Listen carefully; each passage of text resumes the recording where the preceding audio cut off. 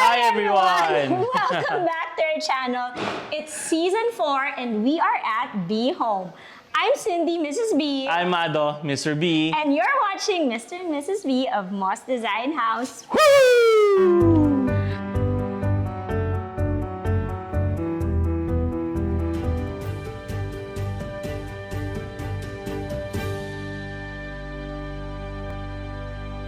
So yes, we're here now at the second floor. Which is the master's bedroom. Yes, and I think the last time you guys saw the space or an update of our space, wala pa to. This is non-existent. Ito, season what to? Season 2. As in like, wow, it's super long No na. naman, about a year, maybe. Year and something.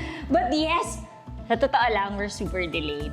But, you know, we're taking our sweet time. We're really not in a rush to have everything finished. And I think, Papatawa ka naman, taking your sweet time. Hindi naman sweet time yun eh. Talaga guys, ang problema kasi talaga, we prioritize client before us. sana, patayo na kita ng monumento, guys. Siyempre, tuda! Ganda na sa to today. Siyempre, ikaw parang hindi ka ba nalamig dyan? Baka pull mo din ganyan ha? So we're going to take you on a very quick tour. What has been the development? And I think what are the things that you have to be careful and to watch out for whenever you do a site visit. Let's go.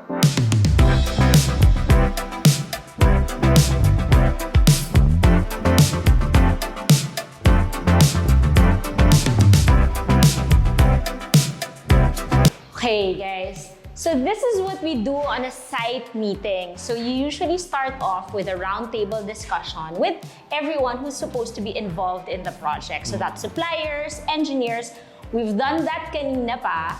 So now we're already going through room per room to check out if everything's done in accordance to the plan. But I'm not gonna be able to do that if without Dale. Hello! Hi everyone! So he's my FF&E lead. I know it's not FF&E yet for us, pero he's here to help us out with the plans. And then we have RJ also, who is the lead engineer for this one. And he's here to make sure tama yung ginagawa niya. Just kidding. We're in the master's closet. And dito, lahat ng damit ko, akin lang. Just kidding. Imagine ko na yung isang pintuan ng cabinet ko lang. As in like, wow!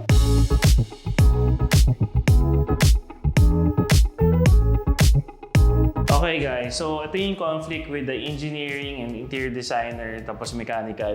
Like for example, this one, kasi sa site talaga mayroong mga changes talaga nangyari on the spot. So, ito kasi from the start, dito nakalagay yung aircon. Nung mga past nagkaroon ng movement ng mga doors. So, ngayon, ang problema, yung aircon nandito, may cabinet kami dito. So, we need to transfer the aircon here. Ang solution is, we need to put like a header. No? Doon sa may ilalim ng parang beam na yon. So, yun. Header, then lalagay yung aircon. So, I just need to call the aircon supplier para ma-adjust yung mga gamit nila.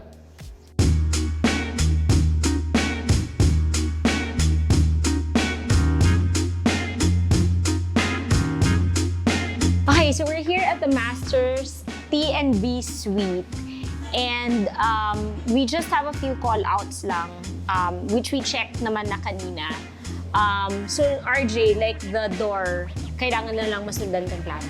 Guys, it's super important that you supersede all old plans, ha? And like, if it's not your updated plan, make sure either your architect or your interior designer should be able to release a construction bulletin just so they don't follow the old plans. Kasi yun yung nangyayari dito.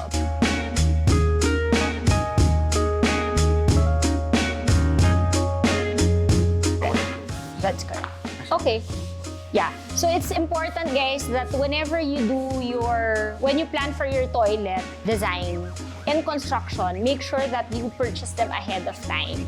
Kasi the plumbing and the sanitary laying out of the drains, pipes, those are all dependent on what type of toilet fixtures you're gonna get. So sometimes if you purchase that delayed na, they'll have to repipe again because it's not according to the one that's built on site, diba? So, if you can't have it, kunyari indent order siya, ask for a specs and then turn it over to your contractor. Yeah.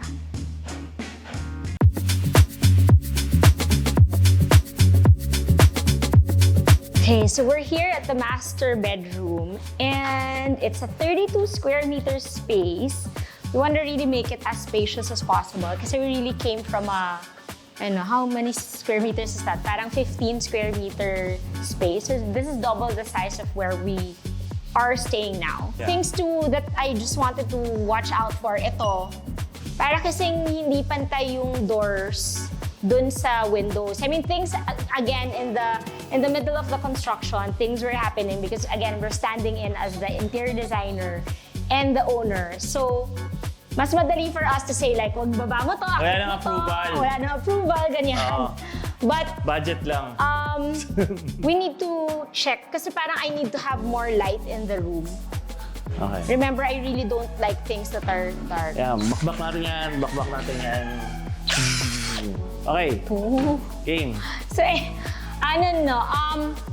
so pinapakuha natin ngayon yung metro kasi I just want to make sure that that window is aligned. Kaya papahulugan natin siya. Medyo pet peeve ko yun eh. Major pet peeve ko that the doors and windows are not aligned. Interior and exterior. So parang sinasabi ni Cindy kasi parang ang daming leveling. Oo. So you need to make sure that everything's kind of like all on the same level. Okay, we're here at the kids, one of the kids' bedroom. Galing, diba? Buti lang daw naka-heels today, guys.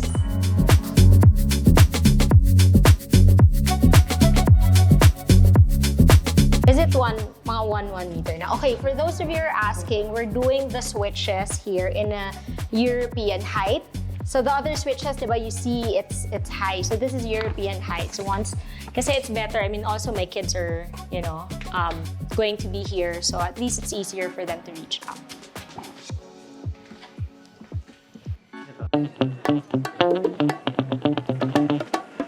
Ano niya, sa... They're discussing about the electrical. elevator kasi si Kailangan Mado natin gusto niya ng may finance. elevator. Sabi ko, mag-exercise na lang siya everyday, diba? Bakit kailangan ng elevator? Oo, parang... So, if we can't afford to have an elevator now, he wants to make an abang ang bala ko just kasi to make ano sure that bibigyan the na structure ako ng is okay to have an elevator unit. shaft. So that's what they're trying Hindi to na yan. retrofit. So we'll keep this open. Lunch break! time! Okay, so what's happening is we had this vision of this double height ceiling wall on the right side to be travertine stone finish. And because we were last minute about that, the wall was actually prepared just for gypsum board. And the bottom is CHP.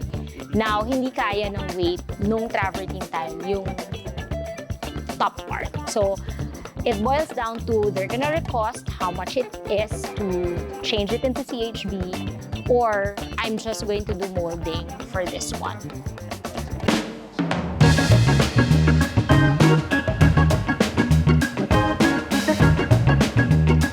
So, ang pinaka-problema ngayon dito is how we can cover the stair profile niya.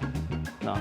Ito, kasi kung lalagyan natin siya ng individual railing niya, hindi siya maganda tignan. So, what we plan to do is from floor to ceiling, we'll be putting fluted glass na may metal frame siya. So, yun, at least din, hindi siya totally black siya, light can pass through, so hindi siya maging madilim na area. Plus, same, yung pinaka-function mo na makover yung gilid ng stairs mo is na-answer mo yung what do you call it, yung problem.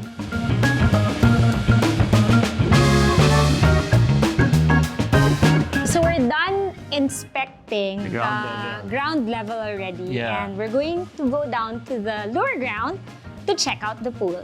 Let's go. Okay, so this is the lower ground area, and this is where the dining, the living room, the kitchen, an entertainment area, gym, and a Man play cave area will daw. be. Man cave daw. But behind us, you'd see this wall, but that's actually a pivot door that leads to the pool and the garden. So the idea is that we want to blur the inside and the out. So these pivot doors that will be installed will always be open most of the time. How big is this pool, T? Mga 3x9. Yeah, so it's not really very big, but the idea of this pool is that it's going to be seamless lang. Coming from the dining space where we really want it to be open and kind of like the doors are going to be open all the time.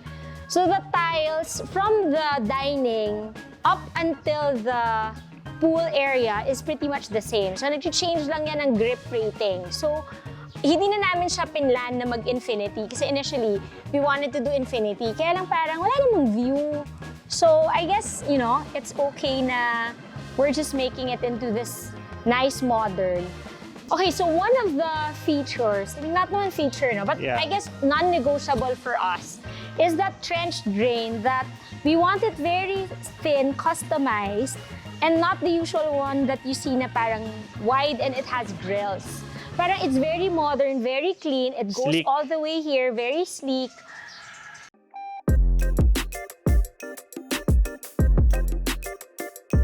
Swimming na ako.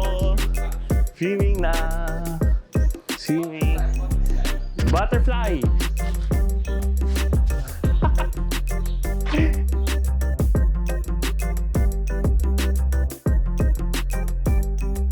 So, ang mali ng builder ng swimming pool, ang nirequest sa amin, yung itong area na to, hindi dapat ganito, slot or recessed siya, na papasukan ng paa para mas malinis, para makakit lang.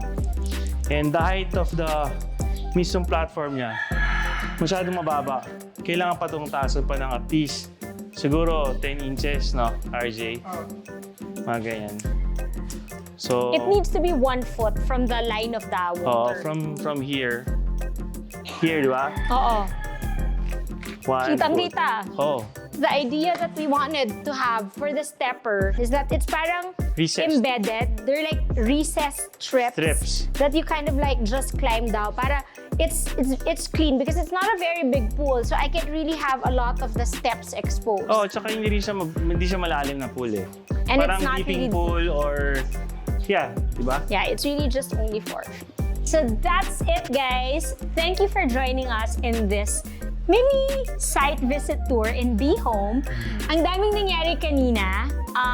Syempre, we just showed you bits and pieces of what happened in our site tour. But I really hope you did learn a few tips on what to watch out for whenever you do site visits. Diba? Don't forget to like Subscribe. and hit the notification bell. And still comment, guys. We love answering your Yeah, let us know what are your problems Yeah. when building a home. Maybe we can help answer your questions. Again, I'm Cindy, Mrs. B. I'm Ado, Mr. B. And you're watching Mr. and Mrs. B of Moss Design House. Woo!